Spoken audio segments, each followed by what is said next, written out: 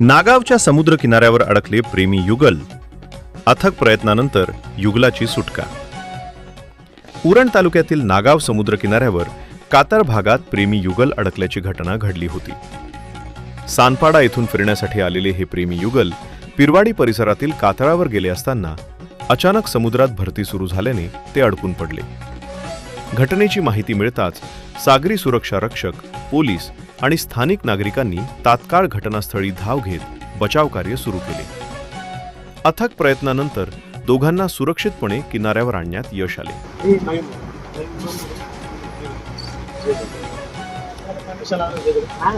आम्ही व्हिडिओ काढायला आलेलो. आम्ही जेव्हा कारण की ते लोकल पण होते, बोललो त्यांना तर माहिती लोकल पाणी येतं, पाण्याचं काय नाही. बरोबर आहे. नाही चुकलं ते मी